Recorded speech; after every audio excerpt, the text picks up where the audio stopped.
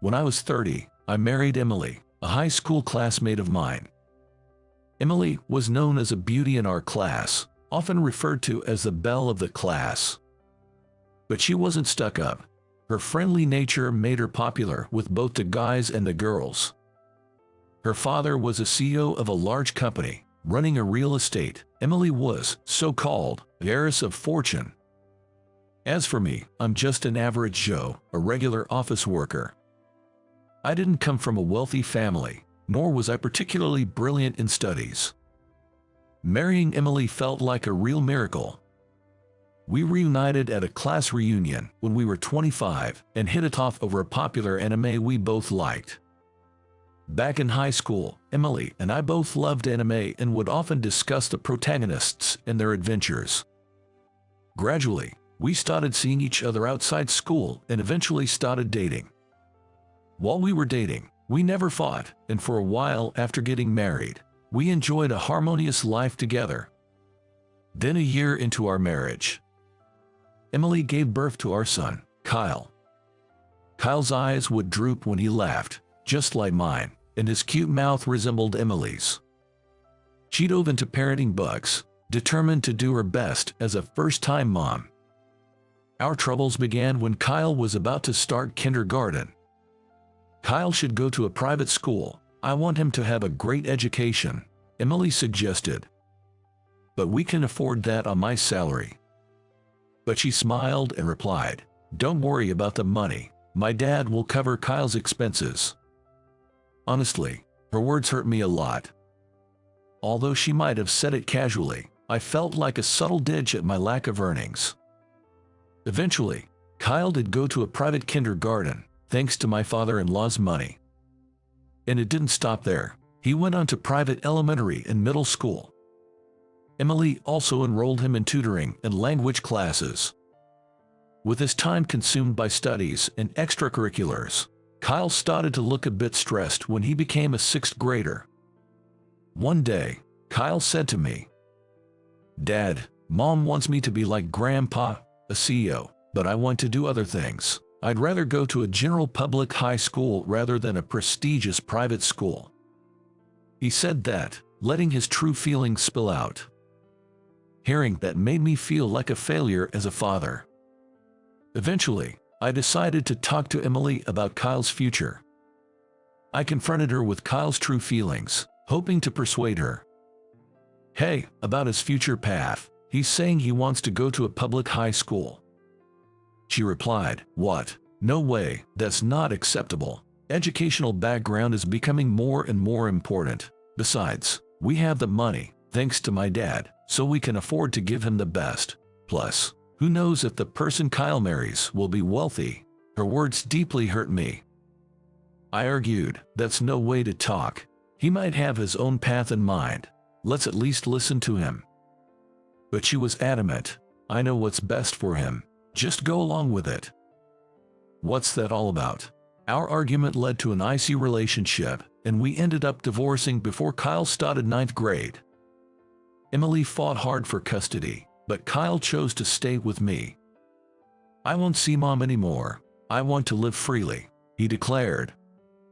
Emily was shocked to hear that she was disliked by her son and returned to her parents' home. After that, Kyle and I started living together. I fulfilled Kyle's wish and sent him to a public high school. I hadn't seen Emily since our divorce. Being new to the life of just 2 guys, I was honestly overwhelmed and had no spare time or emotional bandwidth. Sometimes, I wondered if she might have met someone nice and remarried. On the other hand, I hadn't met any significant woman since then, just focusing on earning enough for Kyle's education and our living expenses. We couldn't afford luxuries, but Kyle never complained. After high school, Kyle went to an automotive technical school and moved out to study and work simultaneously. My son earned money through part-time jobs to cover every expense other than his tuition. He probably didn't want to burden me. Later, he earned a certification while still in school and got a job through a school referral. With Kyle standing on his own, my financial burden eased. But I felt a sense of emptiness. I was living a bland, ordinary life alone. One day, I was assigned to a 2-week business trip to a rural town a bit far from here. Though I feared getting lost in an unfamiliar place, I managed to find the way to the hotel. The company had booked a long-stay hotel for me, and before checking in, I decided to buy some food at a nearby supermarket. As I was heading to the deli section, I couldn't believe my eyes. What is that? A woman who looked just like Emily crossed in front of me. She was wearing some kind of work clothes. I quickly followed her but lost sight of her. Where is she or Emily? I kept wandering around the supermarket. Shoot, where could she have gone? Ouch, I slightly sprained my foot. I snapped back to reality, questioning what I was even doing. What was I planning to do if I met her again? I couldn't understand why I had tried to follow a woman who resembled my ex-wife. I didn't want to confront her with any resentment, or maybe deep down, I was still holding on to feelings for her after 5 years. I couldn't find an answer. I just wanted to see her again. That much was certain. The next day, after finishing my work, I walked around the area where I had lost sight of her. The supermarket was bustling, especially busy with a sale that day. I couldn't find anyone resembling her. It was a long shot, looking for someone based on such brief information. Maybe she was someone else. And even if I did find her by chance, what then? Just as I was thinking of giving up and heading back, I spotted a woman in the same uniform as the one I saw yesterday. In a hurry, I followed her, making sure not to lose sight of her this time. I wondered what I would do if it turned out to be someone else and couldn't bring myself to call out to her right away. I was also unsure about what to say. Eventually, the woman came out of a door near the restroom, carrying a bucket and mop. I was certain when I saw her face, it was Emily. I hesitated for a while, watching her, but then made up my mind and approached her. "Excuse me, are you Emily?" She saw me, gasped, and her face turned pale. "Tom, is that you?" Her voice trembled as she spoke. The stunned woman standing before me was nothing like the Emily I used to know. With minimal makeup, a gaunt face, and hair not as neatly kept as before. She still had traces of her past beauty, but her cheeks were hollow, showing signs of wear. She said, somewhat embarrassed, "It's been a while. I never expected to meet you here. I didn't want you to see me like this." "I'm actually here on a business trip." I was surprised too. I replied. I just wanted to have a proper conversation with her again. I took out a notebook from my bag, scribbled down the name of the hotel where I was staying and my cell number, and handed it to her. I went back to the hotel and waited for a call. I didn't expect her to contact me so soon, but she did, around 7 p.m. "I'm near the hotel right now," she informed. I felt her tension in her voice. We decided to go into a pub next to the hotel. Wanting a private conversation, I requested a private room. After the drinks and food were served, Emily abruptly began speaking.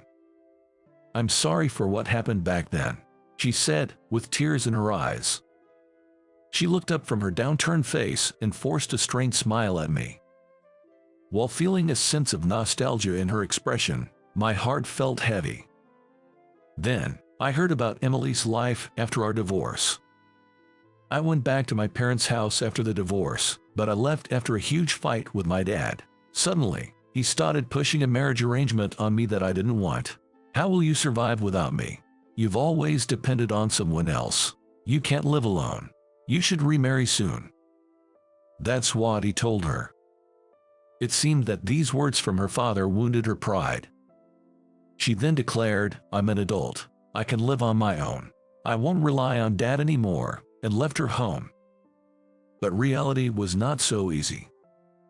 Despite being a graduate of a prestigious university, Emily had no work experience, and no company would hire her, so she started working part-time as a supermarket cleaner.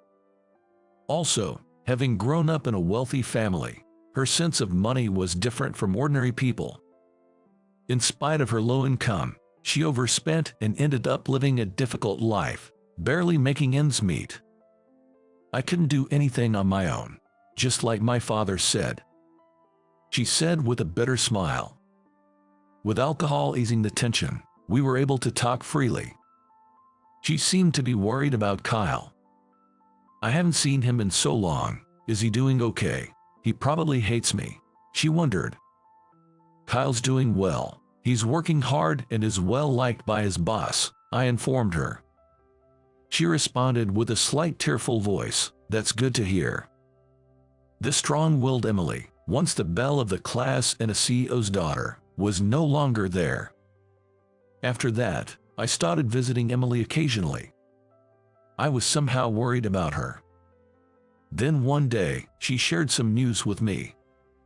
My dad called me recently. I had been ignoring him, but I decided to face him and answered the call. He was worried about me. Even in my state, I couldn't help but cry. He said I could come back home if things got tough, but I refused, wanting to live on my own. She also mentioned our reunion. Her father-in-law apparently only said I see. There was no sign of anger in his voice. Rather, it seemed he sounded relieved. Hearing that their relationship was on the mend, I felt relieved too. After a while, Emily and I talked about starting over from square one. Of course, just as friends for now. I told Kyle about this.